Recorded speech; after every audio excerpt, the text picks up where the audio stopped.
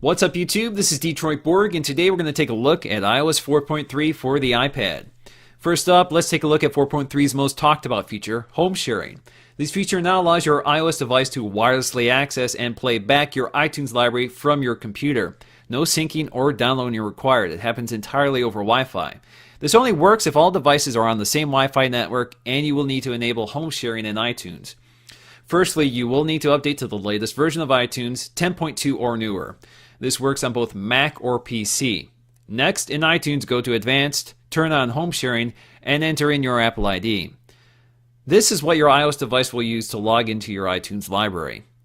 Next, on your iPad, go to Settings, select iPod, and enter your Apple ID again under Home Sharing.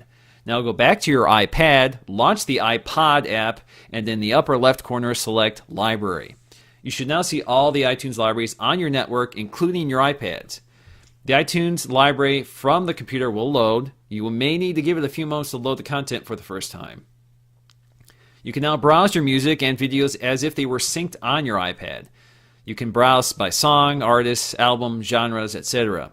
You can also search each category. In this case, I'm searching for Coldplay under Artist. Playback is also just like the synced content on your iPad. You can even skip to the next track or scrub the track. Movie playback works the same, but you may need to allow for some networking, buffering, when loading or scrubbing content. Of course, this also works with AirPlay. Next up, Safari has been updated with the new Nitro JavaScript engine, which more than doubles JavaScript performance from iOS 4.2. To test this out, I'm running the Sun Spider JavaScript benchmark on two iPads running 4.2 and 4.3. I'll post a link in the description below if you want to test out the benchmark for yourself. Running the test reveals that indeed it takes the 4.2 iPad twice as long as the 4.3 iPad to complete the benchmark. In this case, the 4.3 iPad took a little over 3,200 milliseconds versus the 8,500 milliseconds for the 4.2 iPad. In the end, this means that web pages will render more quickly. AirPlay has also been enhanced. It can now recognize and play back content to any Apple TV found on the Wi-Fi network without the need to configure those devices. Also, video playback within third-party apps and Safari has finally been enabled. AirPlay can also play back video from your photo gallery, as well as play slideshows complete with transitions.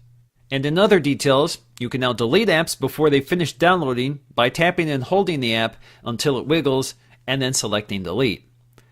The Notes app has also been updated with a new font. The font Noteworthy essentially replaces Chalkboard.